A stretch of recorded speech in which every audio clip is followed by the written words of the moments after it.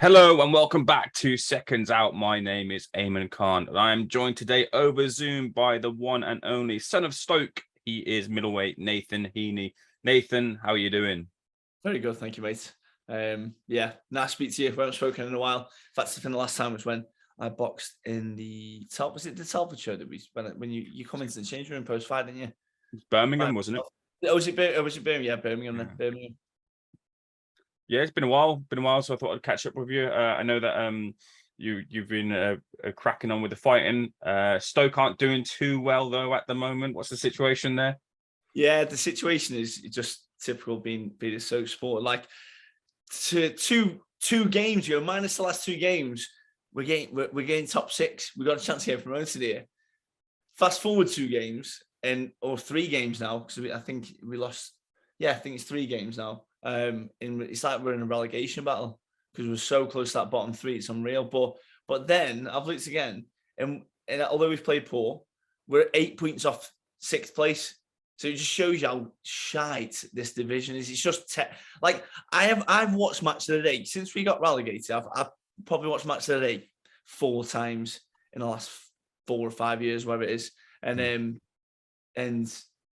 I know why I don't watch Match of the Day, because the quality of the football is absolutely out of this world. The way they press into the box and stuff, and I just want to get into the top six to make it exciting for us. But yeah, the gulf between Championship level and Premier League is astounding. Yeah, as a Watford fan myself as well, like we've been like, sometimes we've been playing well, sometimes we've been playing terrible. And the worst thing is, especially in this league, is I think it's the best league in the world for me anyway, because you get to see your team loads. But the worst thing is when you concede just a rubbish goal and it's like, oh, come on, that's the worst part of it. The Championship's the best league in the world. I think so, yeah. I think it's the worst. I think it's the worst league in existence. It's just, mate, you battered us 4-0. Do you know what I mean? Like but it's the worst league. You'll have some teams that turn up to Stoke, and you think, how are they so high up in the league? They are dreadful. And then you'll always have those two teams, whether it's like before, when it's Fulham and Norwich, where they absolutely batter the league, and then they go up to the Premier League and they just get tated and then come straight back down. It's for me, the Championship's a very frustrating league. Right, jumping into the boxing, speaking of frustrating times, it was a little bit of a frustrating time for yourself in your last outing against Jack Flatley. Although you got the win, you didn't get the win in maybe the way you'd envisioned getting the win, especially with it being deemed a step up and the fans obviously turning out in their droves as they usually do with your fight. So Nathan, jump in with me in terms of your reflections of that fight, looking back at it now. Yeah, it's very disappointing, and in the sense of like I say, I didn't get to finish the fight that way that I wanted to. I trained very hard for the fight, and I did everything possible needed to make sure I put on a good performance. And to be honest, the narrative post fight afterwards was that I was getting tired, and then Flatley was going to come into it, where that was the complete opposite to what was actually happening in the ring itself. I could feel the opposite was happening. I was just keeping the range for the first 4.5 rounds, just keeping the range with it, and I felt really good with it. And I could feel the opposite thing happening, where it would have been me that was going to come into it in the second half. So like, no, we can all say this, can't we? Just like they've said it, but there's a difference between like obviously like what people think and what the actual reality of the situation was. I was landing some good shots. Granted, it wasn't a terribly exciting fight for the first 4 or not. In fact, the fifth round was where I started throwing more combinations, letting it go a little bit more. But then that's obviously when I moved and then straight into his bloody head. Very frustrating. I got no post-fight interview afterwards because obviously I had to have my eyes stitched up. And it just almost just felt like, like the night didn't even happen. It's crazy. Mm-hmm. When the head clash happened, it was literally seconds pretty much after that you'd got checked over by the doctor. Did you know or have that feeling of knowing that this was a bad one as soon as it happened? No. I knew I got headbutted, like because I felt the headbutt,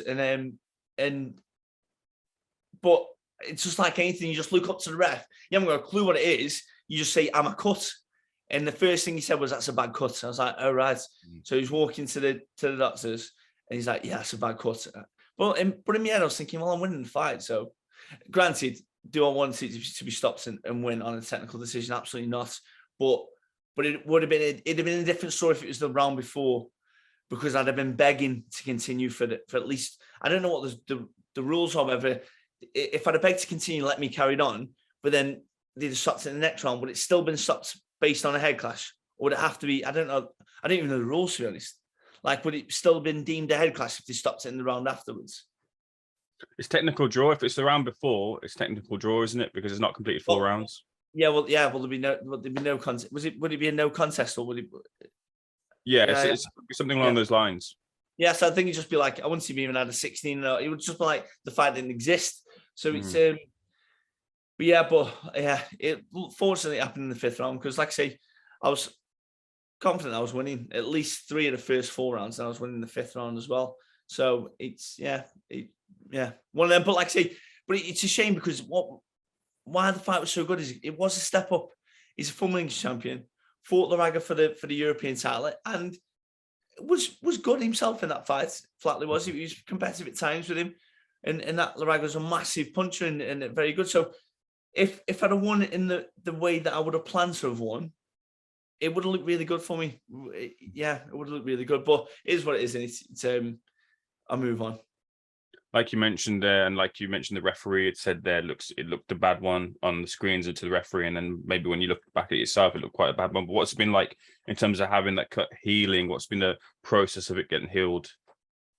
Yeah, so I saw like there's a local surgeon in Stoke. He saw it the Monday immediately following, and he said it looks like the doctor stitched up really well, considering the size of it, because it was like right across. It's from basics from there all the way to there. So he only put 4 stitches in, which I was thinking, surely you need more than 4 stitches. But what the surgeon said, he'd done a really good job, because if you have too many of them and they pull too tight, when the swelling happens, the blood flow gets restricted on the seal. So it becomes like, you get like necrosis of the skin, so it dies, and then you don't get the perfect seal, where he said the doctor really, really good. So yeah, but the thing is, it's been 4 weeks now since the fight, and it's still very tender underneath, where I was hoping to be fine in December.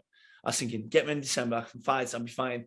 But I think maybe I'm just being a bit optimistic in that, because you don't want to go in too soon and knock yourself 2 steps back and making it so I'm out. I can't even fight in March next year, for example, just because it happens. But yeah, but it's healing well. It's just got to make sure I don't get punched for a little bit longer. So are you not able to spar? Then you're not able to just do just the basic stuff in terms of you've got to make sure that you can't take those punches to ensure that that cut's fully healed. Yeah, so no punches at all, because it'd just be silly to do that. I mean, I've got like a full face head guard that with the bar that I wear, but even that, I was on the bags last night at the boxing gym, and then I felt I accidentally caught my eye just from my glove as you're defending, and I felt it. I was thinking, oh, I haven't just knocked that, have I? Because I could feel it, like say it's still tender. So yeah, no punching whatsoever on this head. So I'm still on the bags, I'm still running, I'm still doing my circuit work. I just can't spar, and I probably won't be able to until, I'd say, late December. We were speaking before we turned the camera on about kind of, and I saw a post you put on Instagram about kind of the time away from when you're boxing, getting ready for a fight, and when it's when the camera's away, it can be quite dull, and you need that time to get motivated. So that being, with the scar being healing, needing to heal, or needing more time to heal, must be an even more frustrating period of time for you, because you've got to wait to essentially to get back into the ring. Yeah, it's just the unknownness of it in terms of like when am I fighting? But I've got a pretty good idea of when I'll be fighting. I'm guessing it's going to be early next year. But yeah, but you go from being like so focused on things like in terms of this particular fight or this particular date, all the tickets that I drop off. I'm so busy. I love it. Like I genuinely do love it. Like, I'm quite a lazy person for things I don't like doing, but things that I love doing, for example, all that. I'm such a grafter, and it just, and I love every second of it. In that busyness, I didn't even think about the fights. The only time I think about the fights when Steve's speaking to me about it, Steve Woodvine, and yeah, so it's a nice distraction. But when you post fights, you just literally just you and your thoughts. You know, you're just thinking you got nothing to do. What, play a bit of Call of Duty and stuff, which I love doing, by the way. But it's yeah, it's a weird one. It's just that unknown. But because then I was thinking, what would I feel like when I retire? Because like But the difference is when you retire, you know it's the end. Whereas it's weird when you're in it, you just don't know when your next date is, and that's worse than not. It's weird. It's weird. I can't explain it. It's just a limbo of not knowing what's happening. It gets you a little bit. You're not really one for call outs. I'm aware of that, but that was a step up with Flatley. You've got the win, irrespective of how it happened. You got that win, and it would seem that another step up would be next for yourself. Do you have people in your mind that's on your radar? Have you spoke to Frank about that specifically? What's that next fight look like for you? Yeah, there's been one name that's been mentioned, but it's but and again, it'd be a good little step up and stuff. But yeah, it's there's loads of fighters in the division. Like, and I've realised now as well. See, I never call people out. One, out of respect, and two, because I don't see the point in it. You just speak to your manager and get that sorted behind the scenes. But a lot of these guys, they mention your name and stuff, and the fight's never going to happen anyway. Even from their end, they just do it just so things can get shared on Twitter and all this kind of stuff. But yeah, there's certainly some names about that, and particularly when it comes to like who's going to help to, let's say, for example, there's big plans next year. From what I spoke to Frank and George, and they've got some big plans for next year, and you need a good dance partner to fill a certain venue. So yeah, you can't have any more. For example, like Jack Flatley. The reason Jack Flatley was so good as well is because he's a Greater Manchester lad. So I was fighting Manchester Arena against a lad who lived essentially 10 to 30 miles away from the venue, and he's going to bring a good following with him. And he did bring a good following with him. I got a few boos, which been a bit new to me. I've never walked in to 12. I've seen the videos, 12-year-old kid go boo, boo. Like, I've never had that before. Bloody hell, but we ate him. So yeah, there's some good names, but like, again, I can't be. The reason I don't mention the names is because all of a sudden these things get tagged here, things get tagged there. And it's like, I can't be arsed with that at all. Like, I can't be arsed with this. That's fair enough. I'm sure a good fight will materialize with you nonetheless next year. There's an interesting fight that I wanted to get your take on, which is quite interesting. It involves Queensberry Sablemweight at middleweight as well, that being Denzel-Bentley. He's taken the step up. Yeah, against Janibek-Bentley. First of all, what are your thoughts on that fight? Yeah, I think it's brilliant that he's got an opportunity to fight for a world title. Like, obviously, he destroyed Danny Dignam in the last fight, but I do feel Bentley's got a little bit more to him. Danny Dignam's got the pedigree in terms of being a Repton kid and doing very, very well on the scene and being a southpaw. But I don't know if he punches like Denzel-Bentley can punch, because Denzel-Bentley can definitely punch. I think the Felix Cash loss really didn't show who Denzel-Bentley is. I just don't think he performed the way he possibly wanted to or should have. And yeah, but then Anthony Fowler really rates that Janibek is one of the best fighters he's ever boxed in the amateurs and stuff. So yeah, it's a tough one, but it's funny how online I didn't even think about it, but I saw Deb Sarney mentioned put a comment on that Janibek's Twitter page where there was a comment from him that said something like, "You're going to be put in a hospital or the ambulance or something." And then Deb said, "I think the admin needs to calm down on these ambulance talk posts." And I was thinking, oh, wow, yeah, okay, I get it now. Because I was thinking this lad is, in my opinion, is one of the I dislike this fighter before I've even seen him fight properly. Like, I dislike him. But then I've realised he probably didn't even know that's been written on that page. Who knows? I don't know. Who knows? Like, but he's come across the right idiots, like the people that are either running that page, or it could be him that's writing the stuff, saying, "Oh, I'm going to smash you to bits and all this and that." It's not my cup of tea, to be honest. But mate, he probably doesn't sell many tickets, so he probably needs to try to up his profile a little bit on the world stage. I mean, he's one of the world's best anyway, isn't he? Bad looks of it. And I'm waffling on here, but I think Bentley will do. I think Bentley will do well.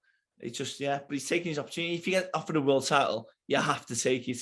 You have to. Like, what you're in the game for if you're not, and hopefully he's going to get a good payday as well, which is another reason why you're in the sport. So yeah. I mean, because if you look at one of the two ways, if Denzel-Bentley wins against Janibek, then a world title fight potentially down the line between you and Bentley makes a lot more sense. Bloody hell, yeah. That Give me the being money. But yeah, it does. But like you say, but if he loses, well, it doesn't really matter. Does it really matter? He's fought someone who's regarded as one of the best amateurs, and then also now one of the biggest, best pros at middleweight. And he looks, to be fair, he looks massive at the weight that Janibek does. Yeah, he's in a no-lose situation. If he wins, oh my God, incredible! Like the opportunities it opens up for him, and obviously the prestige he gets from that is incredible. But if he loses, are people expecting him to win anyway? On the world stage, probably not. But then there's probably people within his stable and people that sparred him and done this and that probably think he's got a really good chance. So yeah, we'll see what happens. Another thing I want to get your quick opinion on as well. There's been boxing's been kind of talking or buzz about the situation. I know Eubank Jr. was someone who's be a dream fight you down the line if you could ever have that stadium fight with a fighter of your choice, that being Eubank Jr. Eubank Jr. was involved in a bit of controversy, not from his side, but more from his opponent Conor Benn having tested positive for CLOMIFENE. I just want to get your thoughts on that situation and how that's all unfolded since, and where you think it kind of goes next. Yeah, no, I think it's because I think Conor Benn, I think he just ate too many eggs. I think that's what it was. He ate too many eggs, and the residual CLOMIFENE that's prohibited in the UK, by the way. So it'd have to be imported eggs, which I don't know many people that import the eggs really do. I'm not too sure, but at least that's what I've read. At least that's what I've read. So don't shoot the message. I saw it on what website did I see it on? I don't know either way, but I don't think CLOMIFENE is allowed to be used in the UK eggs. But hey, but yeah, it's it's being sarcastic, by the way. It's people talk about all this kind of stuff, and why would I have gone and testing if I knew I was taking the drug? I'm killing it. And this and that. Well, Lance Armstrong was the most tested athlete of all time. They knew Lance Armstrong was on the drugs. They knew it, but they couldn't catch him. No matter what they did, they couldn't catch him because they knew what they were doing. It's not the power. He's had the power. He's always had the power, but it's the fashion and way in where fighters can let power go, but it just never dips. It just, it's always like all the way through the fight. When you got to be very careful as a fighter, you can let certain power shots go, but only a certain amount of times in the fights, because let too many go and you will gas. It don't matter who you are, unless you're on the gas. Unless you're on like some kind of enhancements of some kind, whether it's EPO or testosterone or whatever they're on, it's going to give them more endurance. Because everyone looks at it from a strength standpoint.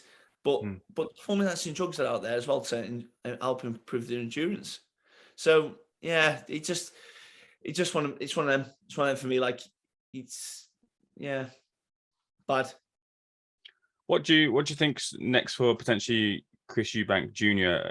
Again, he's someone who you have your eye on. Do you think we eventually get to see the fight with Golovkin, another fight that you and I both quite like to watch as well?